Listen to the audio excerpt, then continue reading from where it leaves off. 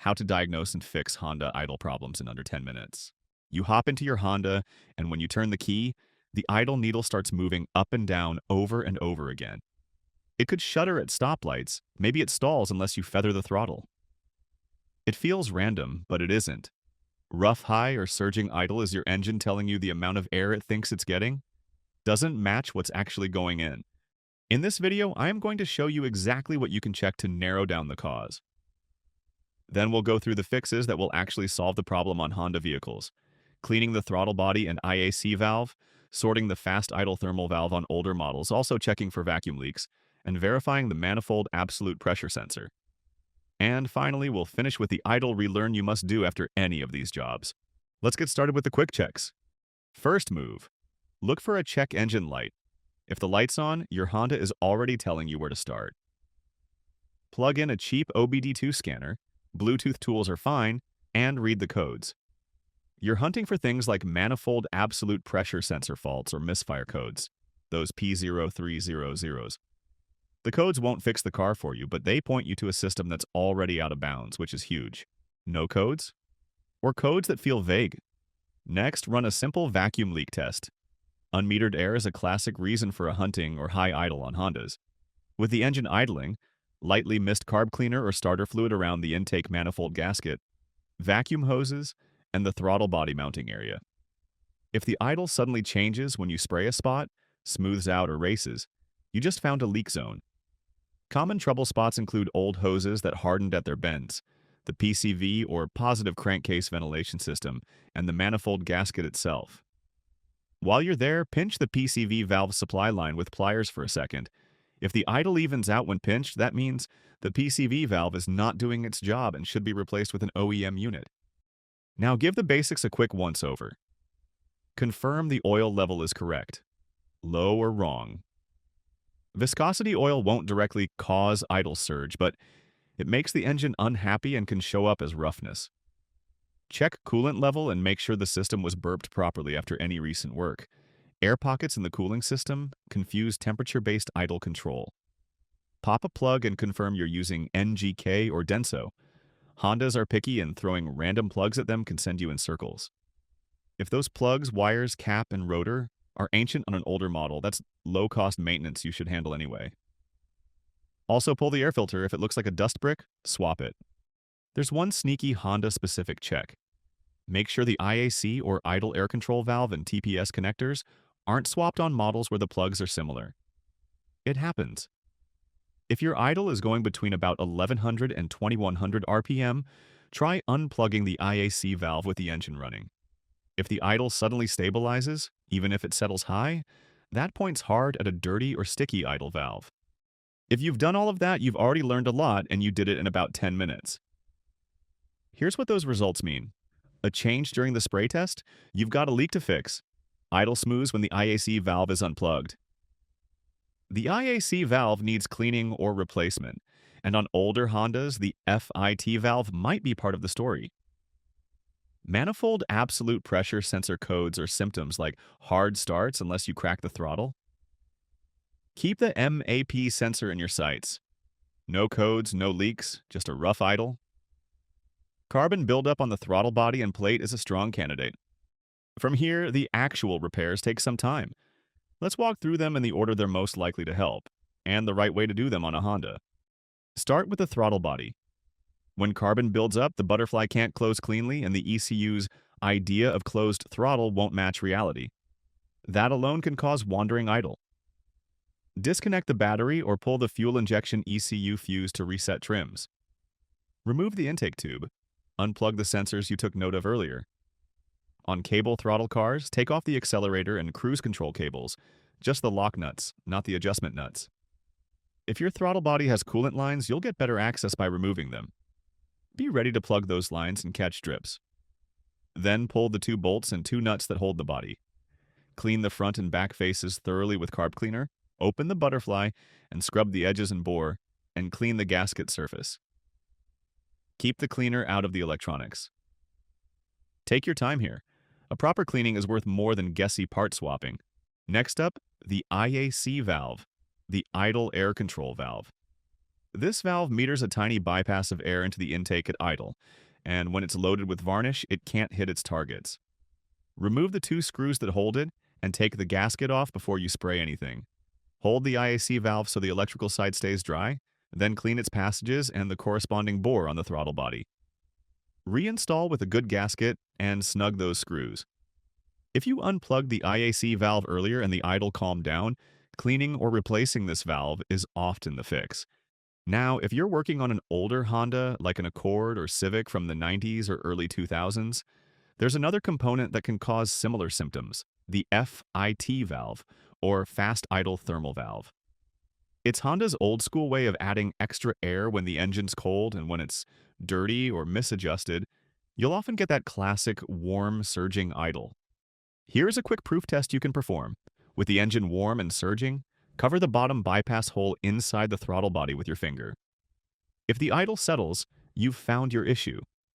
Remove the FIT valve cover, unscrew and clean the internal plunger, spring, and H-washer carefully, and inspect the gaskets. Replace any that look tired, and a light touch of gasket sealer around the outer edges can help. Reassemble snug, not cranked, and remember, if you adjust the internal screw, back it off at least half a turn from the bottom. Save adjustment for last, cleaning and sealing come first. What about the manifold absolute pressure sensor, the MAP sensor? When it's wrong, the ECU misjudges load, and you end up too rich or too lean. That shows up as a rough idle, hesitation, or hard starts that only improve if you crack the throttle. Before declaring it bad, check the basics. The connector pins and wiring should be clean, straight, and tight. If it connects via hose, make sure the hose and port aren't cracked or clogged with carbon. If you've got a hand vacuum pump and a voltmeter or a scan tool, verify its output against the spec across vacuum points. If it doesn't track properly, replace it. If none of that puts the idle back on the rails, zoom out. An intake manifold gasket leak can fake a high idle by pulling air past the throttle. Warped surfaces make that persistent. Timing that's off will make everything feel wrong at once and needs professional attention. A weak cylinder from low compression, head gasket problems, or worn rings will rock the engine at idle in a way no amount of cleaning will fix. And ignition parts that aren't OE quality, especially coils and plugs, can create a phantom idle problem that disappears the moment you swap to the good stuff. A quick reminder, if you are finding this video helpful, please like, share, and subscribe to our channel so you don't miss a video. Also, we have a video coming soon on a quick Honda-specific vacuum leak check you can do with a spray bottle and a phone flashlight. It'll save you an afternoon of guesswork. Now for the part that trips up a lot of DIYers, the idle relearn. If you've cleaned the throttle body or IACV, touched the FIT valve, reset the ECU, replaced the map, or changed anything that affects airflow at closed throttle, your ECU needs to relearn what closed and target idle look like. Skipping this is how you end up thinking, I did all that work and the idle is still weird. Here's the Honda-style relearn that works.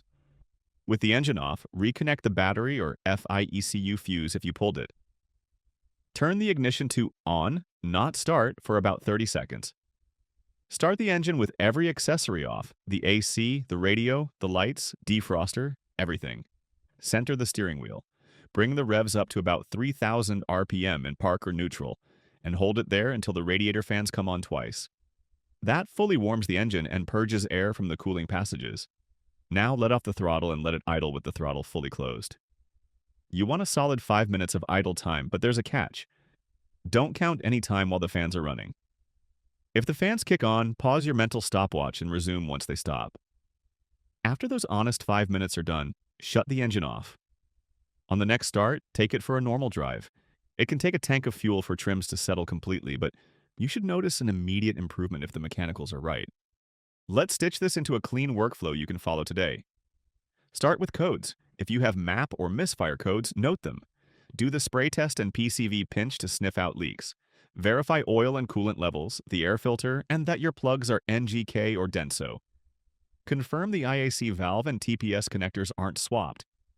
If the idle is yo-yoing, unplug the IAC valve and see if it stabilizes.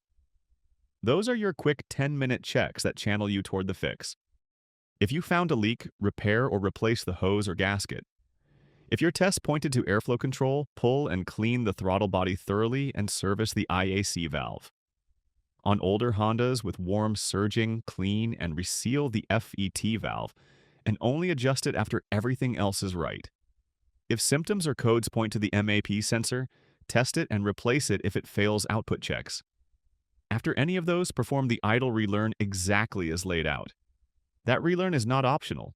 It's the final step that turns a mostly fixed idle into a smooth, steady 700-ish RPM the ECU can hold. A few quick cautions to keep you out of trouble. Don't drown electronic parts with cleaner.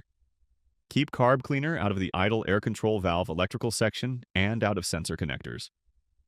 On cable throttle cars, loosen the locking nuts only. Don't spin the adjustment nuts or you'll be chasing cable tension later. If you pull coolant lines from the throttle body, plug them so you don't introduce air pockets. And if you're tempted to crank a screw on the FITV before cleaning it, don't. Clean, seal, test, then adjust only if needed. If you go through this in order, here's what you can expect.